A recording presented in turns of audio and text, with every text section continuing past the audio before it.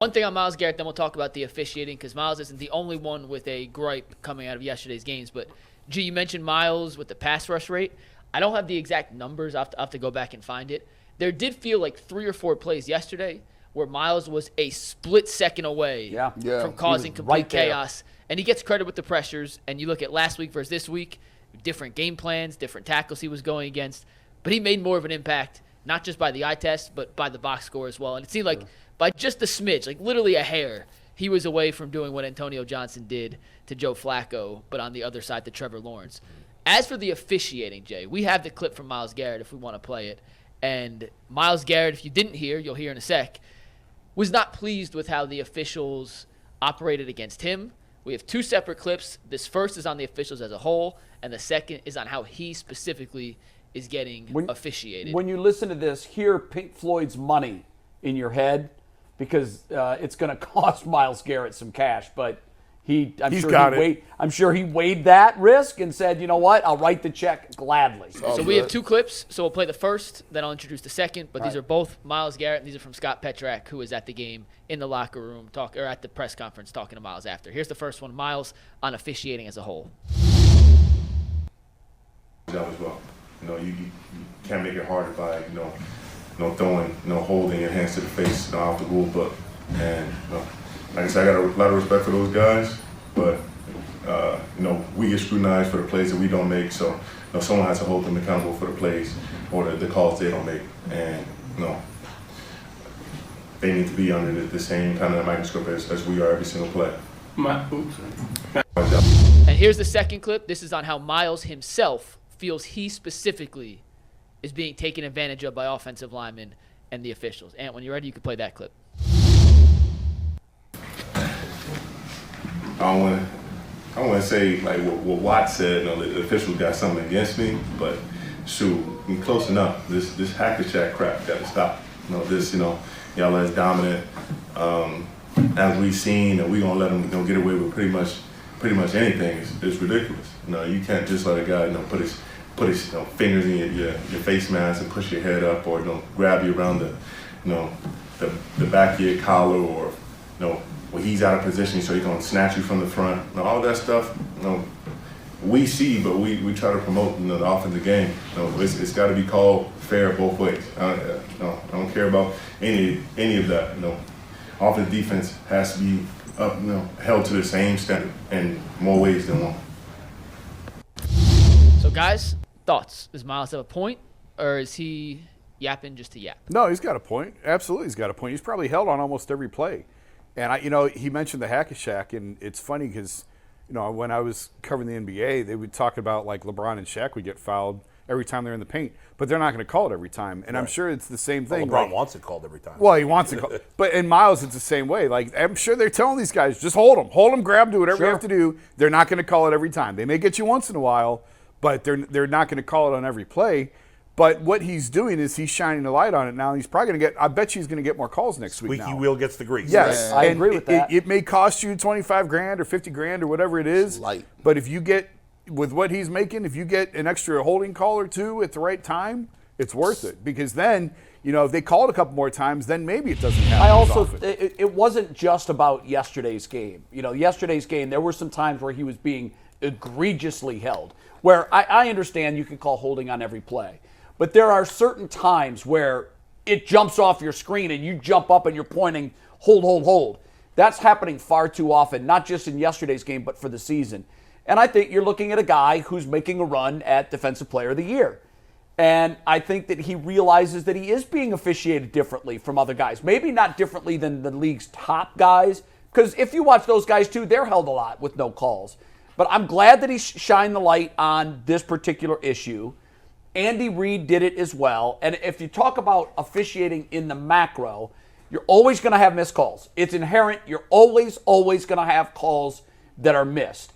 I know that Andy Reid and Patrick Mahomes were going nuts over the offensive offsides call, particularly when it worked for a touchdown. It was such a brilliant play. There was no question he was offsides. Right. I mean, if you want to moan and complain at Tony for not knowing how to line up on a simple play. Listen, I guess the complaint is wide receivers will often look to the sideline to get the okay that they're not offsides or whatever. He did not do that. He claims he did, they claim he did. The referee said he didn't. Who knows? He was offsides. I don't care. Generally, I find complaining about officials annoying and a nuisance. Fans always complain about officials. Fans always think their team is getting screwed by the officials. Fans always say that without any facts to back it up. Myles Garrett, it makes sense because, as we said, the squeaky wheel gets the grease. He might get some calls go his way this week. All the best pass rushers get held all the time. He's not the only one. He's one of the best. As you said, Jay, Watt, all these guys, they get held a lot. It doesn't get called. They're not picking on Myles Garrett specifically. I think the better you are, the more likely they are to ignore the call. Exactly. Well, because you're dominating so often, it happens so often. Yep. And it's another. And let's face it, we may complain, we want more calls, but we all hate when there's flags on every play. It drives you crazy. Yeah. So, listen, the officials, I think, do a good job overall. It's easy for us sitting at home with high def and slow motion to say calls are bad. I think by and large they do a good job. It usually balances itself out. You always think your team's getting screwed, but probably they're not. I actually think that is what makes the officiating look worse than it is. There's more cameras and more angles than ever before. Right. Yeah. And the definition of the picture is better. The slow motion is better. And it's great for getting calls right if you can challenge and everything, but it makes the officiating these guys have to make calls like that. And it's until you're on the field, it is unbelievable how fast these guys are moving. It's incredible that they get as many calls right as they do. I'm way more bothered by I'm not as bothered by a missed call as I am when they call something that didn't happen. Yeah. Like there's a phantom holding call or a Amari Cooper stepping out of bounds. Right, exactly. That drives me really crazy because now you've called something you couldn't have possibly seen because it didn't happen. And there's been a lot of picked up flags the last couple of weeks I've noticed in general. Which is good. Someone pointed it out to me, and now since they pointed it out to me, I'm like, you know what? You're right. A lot of laundry, and then the next thing you hear is there's no flag on the play. What that tells me is someone saw something and got talked out of it, which maybe there were two officials that said, no, I was on it. It was good. I think it's good that they're talking about these things. I think the replay, I'm sorry, let me finish this and then go. I think replay in a perfect world, I don't know why they don't do this. The replay shouldn't be about this is reviewable and this is not. The replay should be, if there's an obvious bad call and you could correct it in 30 seconds or left, you correct it. Well, then obvious becomes subjective. Obvious. What's obvious to you? I'm not the official. What's obvious to the guy in the booth watching the game. Right. They have all this technology. We can see it at home if it's an obvious mistake. If it's borderline and you can't do it in 30 seconds, the call stands, move on. Go. One of the things, though, that makes me lose faith in the obvious is sometimes they show a replay and it's obvious on the first replay and there's 5 minutes later, they're looking at 6 different angles. You're like, what's taking so long? Well, the reality of it is these referees sometimes anticipate calls. Yeah, yes. You're anticipating, that kind of looked like this is a place where I done seen holding take place. Hate that. And you're moving around and then all of a sudden the flag comes. Sometimes I think people that like the game of football, we get frustrated because we're sitting there watching the game and we don't want the game to be about the flags. Like nowadays, guys are throwing the football up. It's 3rd and 16. Right. They're throwing the football up, and they know you're not trying to really complete that. They're throwing it in double coverage to see if you get some contact. That's right. And it's a spot foul. I hate that. But in terms of Myles Garrett, I'll tell you what. Good job, big homie. Listen, y'all got all that money.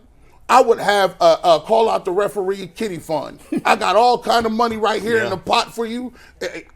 He should be doing that 2-3 times a year, telling them how bad. Well, the only problem with that, the next time the fine goes way up. He don't care. They spend. He's got multi-millions. They spend $25,000 in the club. That's just on bottles of champagne. He doesn't have Shohei Ohtani money, but he's got money. That 100+ million, 25, 35, 45, and he's single. He don't even got his wife to tell him, don't you better shut your mouth. By the way, when you say or kids, because you say, like $100,000 fine, you're like, well, there goes an Ivy League year of tuition. Gee, that's the anticipation fouls when it doesn't happen. That's what drives me crazy. It's even worse in the NBA. That happens all the time in the NBA. It sucks. It does.